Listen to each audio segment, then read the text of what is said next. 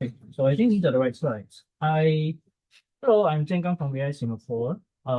Again, this is another attempt at doing open models, maybe from more Southeast Asia or Asia perspective. I have a lot of slides. I won't go into too much detail for most of them, and there's a lot of stuff that we can, of course, discuss after the presentation itself. Okay, so I'll be talking today about sea lion, right? We have quite a few variants by now.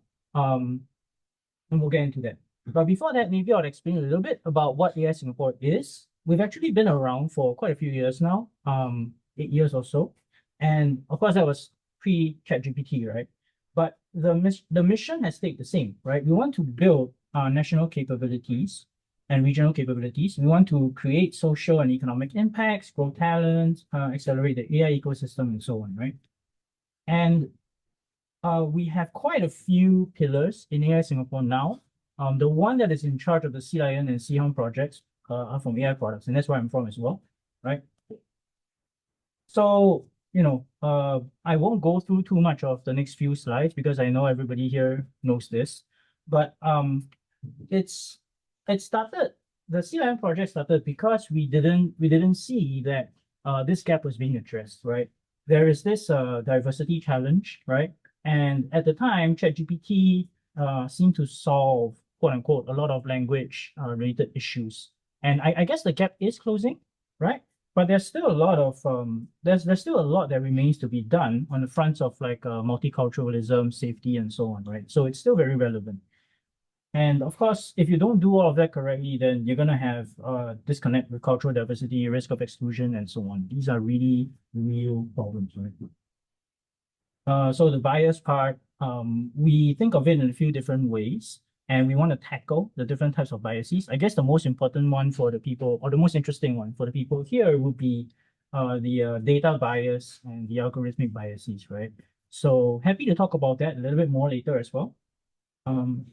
Skip this. I'll focus a little bit more on some of the more technical stuff later on. Okay, so I talked about multicultural and multilingual by design, right? And we want our model to be regionally excellent. But we also have this added challenge of trying to address the need for multimodality, right? And there's also another added challenge for our region, which is that we have to be resource efficient, right? There are a lot of places in Southeast Asia, especially where people even have trouble accessing the internet or accessing like electricity, right? Some places, there are specific timings for which you actually can access electricity, right? So what people have will be their phones, right? Which might not even be like the latest iPhone and so on. So it's a real problem, but we want to try our best to be able to one day reach these groups as well and allow them to really empower themselves with AI tools, right? But to do all of this, our models still need to be safe and secure, right? And it's difficult, right? But in order to be inclusive, we really need to be open, and we really need to position ourselves as being willing to cooperate with the region and internationally, right? So that's really something that we want to do. So we have a few guiding principles. I think this has been brought up in quite a few of the presentations before as well. We want to give users the choice, right, between whether they want to just, ping OpenAI's API or Google's API and so on, or if they really want to have open models that they want to use as well, right? Some people are happy to, buy some training recipes from, say, like Mistral or something to train their models, right? But some people want to build their own or build on top of open models. We also want to give them that choice, right? And then, of course, there's this huge discussion between the East versus the West, right? And Europe, right, is also, Europe is more an open front, but this East and West thing is the way that we see it, a lot of it is more centered around like, it's kind of like the race towards the next frontier in AI, so to speak, right? And most of them will be closed, right? And then there's also, we want to give people the choice of model independence. We don't want people to be locked into a specific architecture or a specific company, right? So to do all of this, we have to stay open. We want to give people visibility into how we build our models. We want to give visibility into how we build our data. And also we have evaluations that are public, and the data as well is publicly available. although nowadays it's a bit difficult to, it's a bit of a challenge to really open up all of the evaluation data because benchmarks get saturated very quickly. Can't say for sure, but I suppose a lot of people train on the evaluation data as well, right? This is something that we wouldn't necessarily know about, but it's a problem that we also struggle with. How to be open and transparent while trying not to kind of like shoot ourselves in the foot with really trying to figure out how models are progressing, right? Okay, we also want to release more checkpoints. This is something that we are working on. But you know, in the spirit of being open is something I want to do. Of course, you have to be responsible, right? And we want to make sure that in the way that we align the model, in the way we build the model and deploy the models, we do all of this, right, in an inclusive manner. We have to be representative, meaning that we have to work with the communities and we have to let the communities have their own voices in how they think they should be represented, right? This is something that is in progress because it's not feasible to really get to the stage where everyone gets their own say, right? Practically speaking, you have to work with select groups and then you start iterating from there, right? But it is our hope that we can be collaborative in doing all of this. So the way that we want to position SEA-HELM really is that it's not meant to be a competitor to really like all of the super frontier models out there, but we do want to complement these models where they may still have some gaps, right? Because the way that we see it, the really powerful closed models out there, right? They are more international by nature, right? Their capabilities are really kind of like reflective of where the strongest or most high demand markets might be. But that also means that there will be certain key areas of, to us, key areas that get left behind, right? Southeast Asia being one of them. So we really want to be able to complement essentially a system, right? And have SEA-HELM kind of like power a system that can also account, right, for more low resource regions. So, okay, now I'm going to talk a little bit about how we do data collection and data curation for multilingual and multicultural purposes, right? So, you see my mouse? Okay. So, I'd like to put your focus on these two stars here, right? And also just to note, this is a little bit outdated, right? The deduplication is something that we used to do, but not so much anymore, right? Now we do more of we have like a data set and then we do sampling.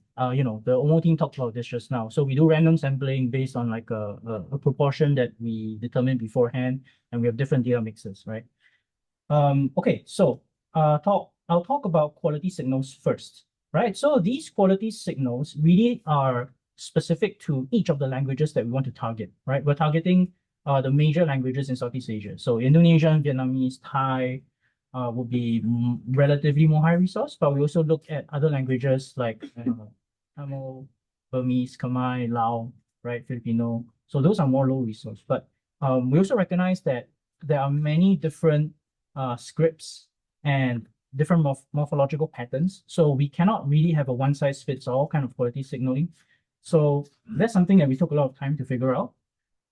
And then the other one is the perplexity thresholds. Again, here we have to be very careful about not applying a one size fits all approach, right? And all of this goes into ultimately what will be our pre-processing for the data, right? So okay, let's look a little bit more closely, right, at what we're doing here.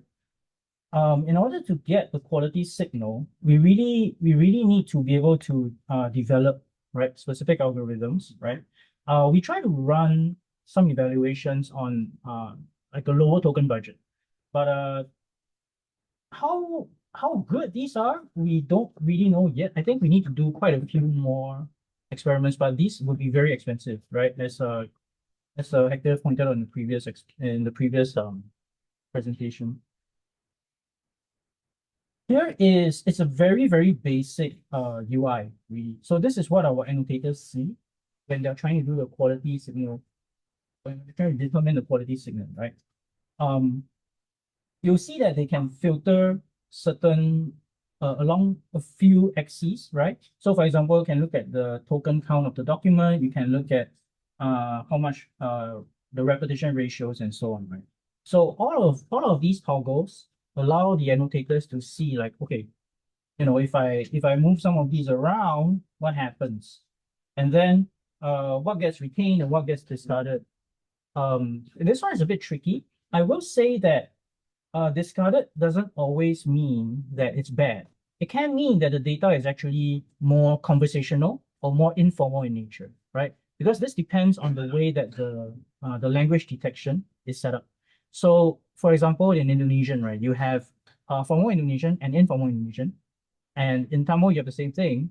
Quite a few of the C languages actually. And what really happens is that the language filter is built to detect the formal variety, but not so much the informal variety, right? So it's an important caveat that we have here that even as we do this quality signal process, some of the data that gets discarded is not always bad data, right? But it's difficult for us to truly determine like how much of it is still valuable, and that's something that is still in iteration. So alongside of the quality signal, we also look at the perplexity score, right? So lower complexity is better, right?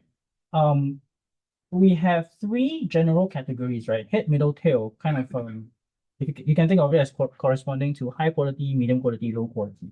And again, here, this is our way of trying to get a sense of like, okay, even for the low quality data, there is a need to keep some of it. There is a need to still include it in the data mix, because this can actually be vernacular speech, but data that if we just discard entirely, it doesn't get represented, right?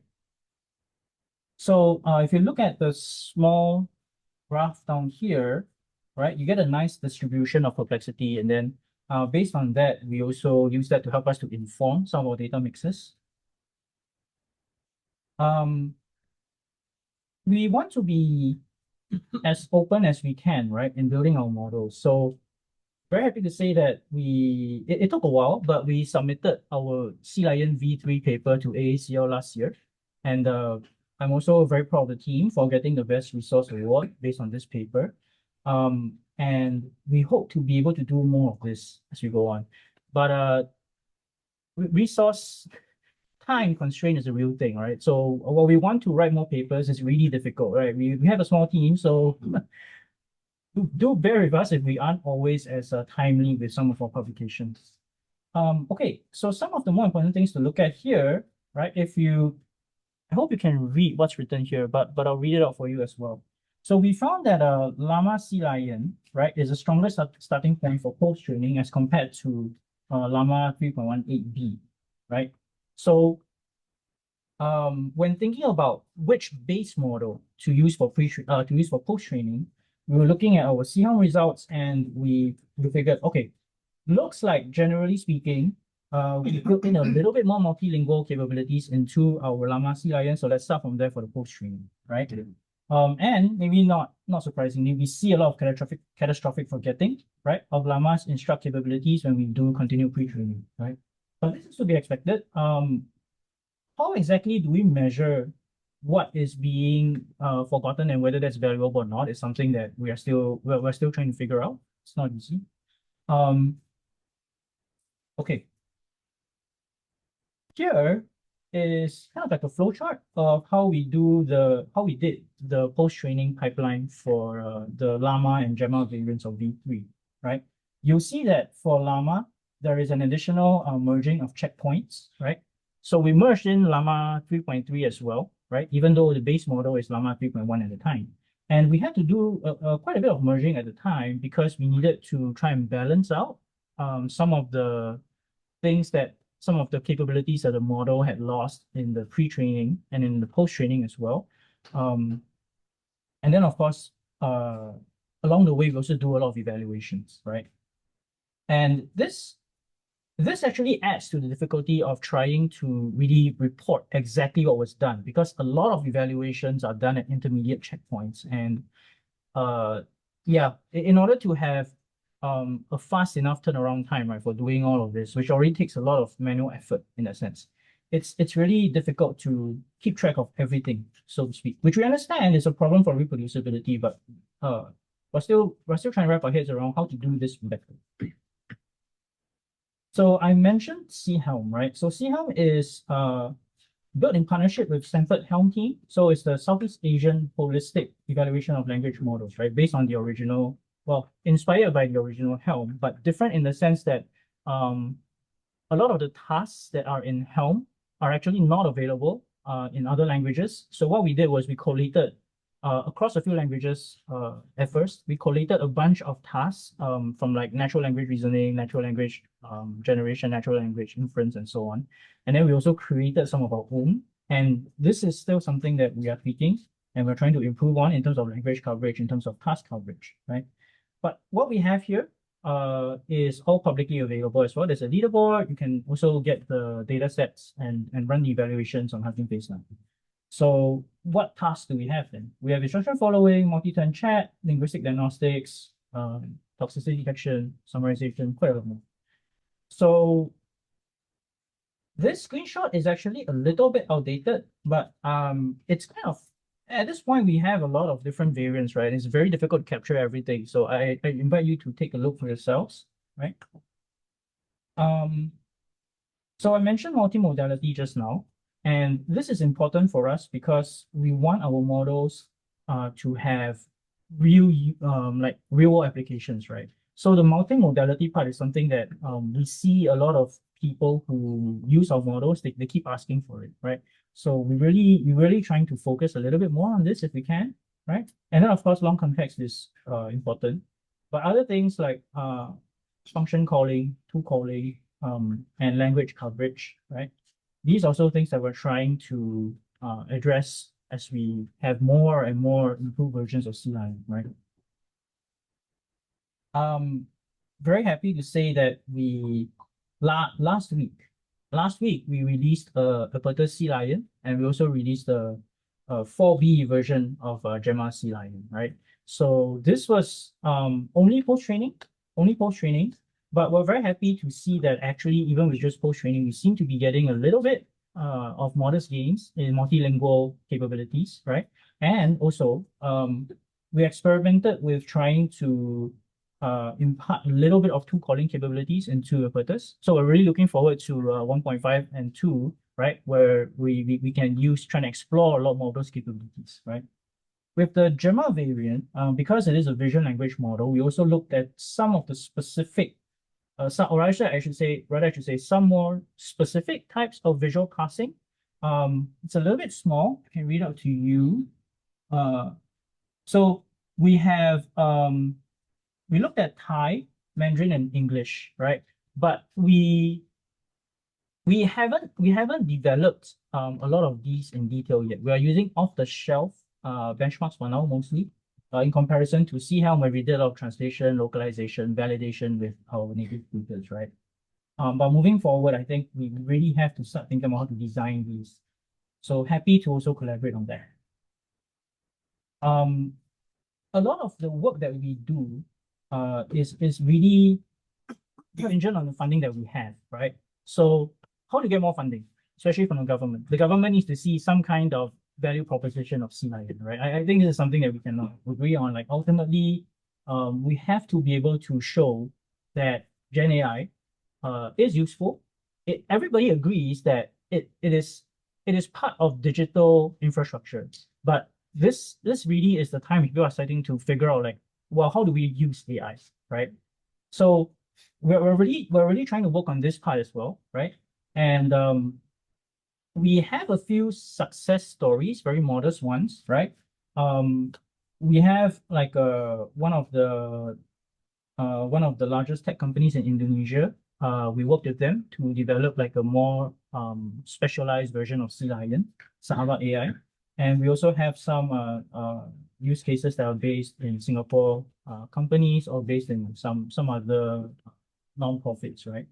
So hopefully this is something that really helps us to demonstrate that there is a way forward, even with open models, right? You don't necessarily need to use like copyrighted data and so on to build a model that is strong enough to support real use cases, right? And we're hoping to drive more of such conversations more and more so that people really start to see that like they do have a real choice, right? They don't necessarily have to always use ChatGPT or Gemini or DeepSeek, right?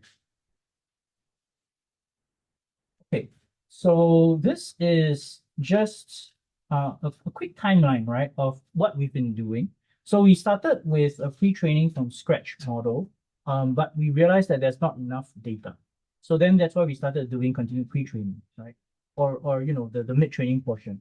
And even then, we do acknowledge that we don't nearly have enough data yet to really bring out all of that multilingual performance, right? But again, here is where we're hoping that with more and more adoption, we actually can encourage people to contribute data to this open source effort. We really can encourage people to collaborate more and more, right? Because there is a very strong mutual benefit. Or rather, if we can show them that there is a very strong and mutually beneficial methodology here, then that will really continue to sustain this model, right? Okay. We've worked with a bunch of architectures, Gemma, Quen, Llama, and also now with sorry for leaving that out. This was an older slide. Okay. Our data sets are also available. So now we have CPAL v1 and CPAL v2. Those are also on Hugging Face. We are trying to build an open data platform, right?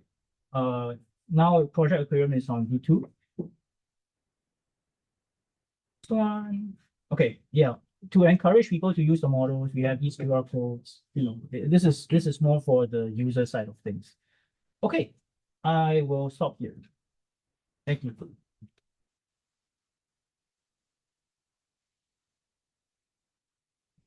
Okay, time for a 30-second question.